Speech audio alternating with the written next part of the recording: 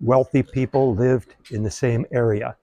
It's unlike today. Wealthy people in any particular city are going to be spread and dispersed throughout the suburbia and who knows where in ancient cities. So when we talked earlier about the family of Tyrannus, they, in all probability, lived in this area somewhere. Okay. Now the slope houses also extend up the Curietes Street further, the street that we just got through walking down, and probably on the left-hand side where we are now.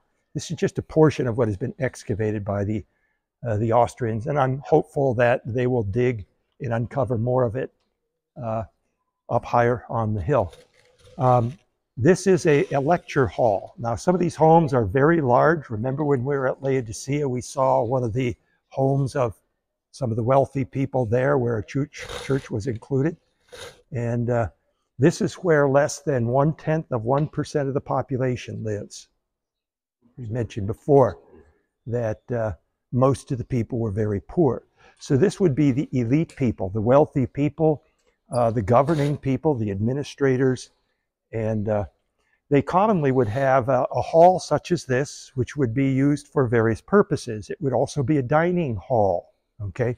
And they would have a triclinium, and that is couches. A cline is a couch. Tri means 3 couches. Sometimes they'd have more depending upon how many guests they would have. And they would be seated here and would enjoy a meal. Lots of times with the meals, there would be entertainment. So they would have philosophers, they would have singers, they would have jugglers, things of that sort. This would be for all the families, like a community thing, or no? Well, it is whoever the host, the owner of the home, would invite. Okay. Jesus talks a little bit about this also. It was an honor to be entertained by a wealthy citizen, and so Jesus talks about don't go up and sit in the seat of honor. Instead, take a lower seat, you know, as a humble act, and then it's good to have the host invite you to come up closer where he's sitting, okay? And so, you know, the people who are participating in the dinner may be the heavyweights, some of the most prestigious and important people in the city, or it could be anybody that the host might invite for whatever purposes. So if we look at Marshall, in some of his writings about Roman society, he talks about how people are jockeying for invitations, trying to butter up and placate some of the wealthy, important people. That's a little bit of a sidetrack there, but there's some comments about how people were vying for. Yeah. Yeah. So at any rate, when in Acts chapter 19, Paul is kicked out of the synagogue, he's invited by an individual named Tyrannus to come to his home and to teach in his home. Now, it's often translated as the school of Tyrannus because Paul was using that as a place of instruction. But literally what it means is a lecture hall, or it would have been a dining hall similar to this. This could have been where Paul met with his disciples for 2 years before sending them out. Now, we have no way of knowing at all because there are other units, other homes of wealthy people in this area, and we don't have names associated with them at all anyways. And over the hundreds of years, these homes are going to be traded off, and there are going to be new residents living in these.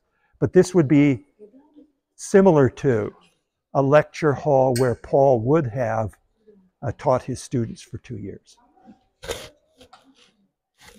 What you see here is an impluvium.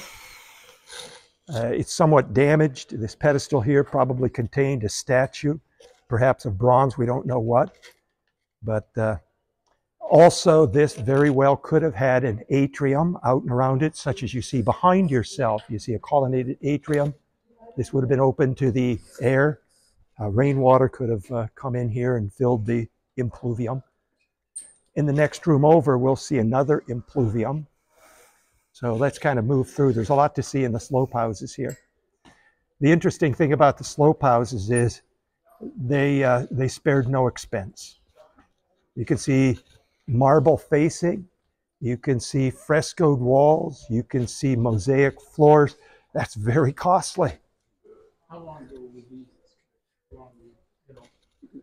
I was here actually before it was open to the public, so I was here probably roughly 20 years ago, and I was able to walk around here before they put in the glass catwalk, which is nice, because to the degree that you'd be walking, you'd be damaging. And also, as you pass by this area, you can see the service shaft. The kitchen for this particular section is downstairs. So whatever was prepared was with the rope was taken up over here and served in the main feast room. Also functioned as a laundry chute. Teasing. And also over here, you can see a bath complex, a small water closet, and having a privilege of having a water closet was something that wasn't quite the norm in those centuries. Having a water closet, the very first section while we were walking in is a small bath complex. So having a functioning bath complex with frigidarium pool, with tepidarium, lukewarm section, and the caldarium part, and a water closet, a feast room like that, a small feast room like this, and what can be called as a lecture hall where the privileges, and you can see the beautiful frescoes used as a decorative element. We're talking about, like, I always call this place as the Elon's place, Elon Musk's place. Next door will be Jeff Bezos' place. And at the very last part, we will be seeing the Bill Gates place. But really, you need to be like that level rich to own a house and to run a house like that in the ancient world. So being a good businessman will not let you become the owner here. You need to be doing business on the whole Roman scale in order to... Yeah, I don't want you to get the impression that everybody lived this way. Lots of times people think very few. This was standard. It's not. Peasants lived in dumps, usually one-room homes, maybe two-room homes, built with less durable materials. And that's the problem, is with less durable materials, wood won't last, mud won't last. We don't know. We have very few examples of how the peasants lived, simply because those dwellings don't last very long. But even if you're very rich, sometimes you cannot. This doesn't mean that you will have no problems. As you can see, the marble slices used as a decorative element, burgundy and white in the second part, upper part, and then green at the lower section. But they were out of the material right at this point. And even though you're rich, if it's out, it's out. So they painted the same, roughly the same pattern with the marble, burgundy and white, and green down below, so that from a distance you will not be recognizing it, so that the harmony. I mean, I would imagine there must be lots of people that were believers and supported the work. Well, the benefactor was Tyrannus himself. Tyrannus himself. One house. Yeah, he Yes. didn't. Oh, I understand that. He's wealthy. He doesn't need anybody else to contribute money. Just to, But That's awesome.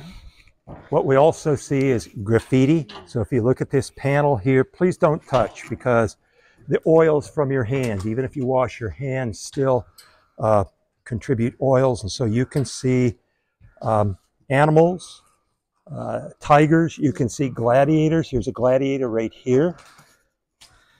Here's another individual, another gladiator. The happy cannibals is what they're known as, because he was gladiator. this is believed to be the snake figure. Mark, Pretty bad.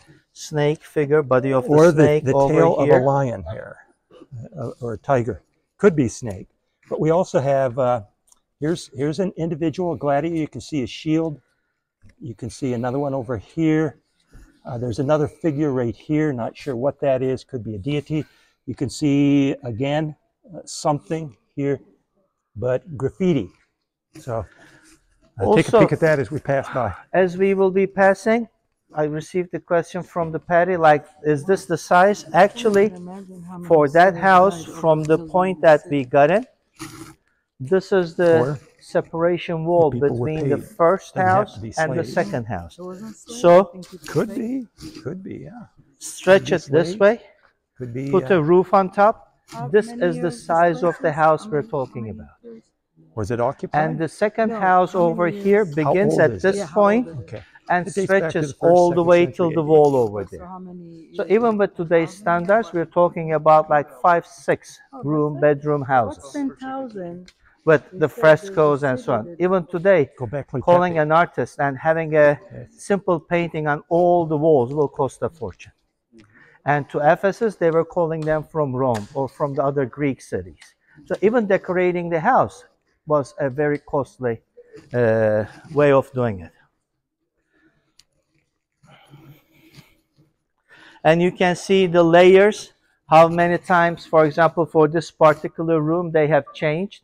The very first layer chiseled out so that the second layer of mortar can fit better, and then the third layer, and then the fourth layer.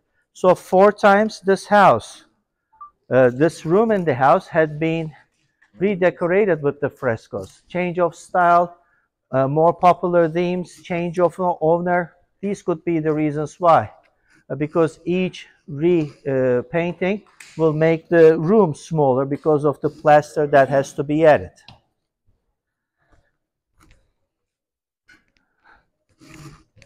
In the 1st century BC, they began to use this particular slope for houses, and for about till the end of the 1st century AD, these places were in use as the houses. But as the malaria began to cause the problem, and after the earthquakes caused the problem, people began to abandon this area. And today, as a result of the excavations, we know that some rooms, which once used to be the rooms of the houses of the wealthy people, were even used as small pottery workshops. So they did not abandon the city. The aristocratic class might have abandoned the city, but this complex, with the walls particularly standing in certain points, had other usages. And right at this point, another graffiti from the room over there with the red panel is placed here. The interesting thing is they have the, let's say, a shopping list. Most probably a slave who was in charge of doing the purchases for the house just took a note or took a graffiti of what he purchased and how much he paid for it. S over here is just like the cents we use today. So for example, for the small fix he has purchased, he has spent 2.5 asses. For the wood, It's a cuss word in English. I know, but I mean, how can you otherwise how else can you provide it? So wood, yeah, but I mean it's then Matthews. Okay, we will just call that denomination as Matthews. Okay, so with barley, with wood, with onions, with caraway, entrance to the thermal bath. That's interesting because we do not have a thermal bath here. So God knows where they went to enjoy a thermal bath. Figs, little figs, barley. So you can easily have an idea about their dietary over here too, or what are the things that you need to run a house.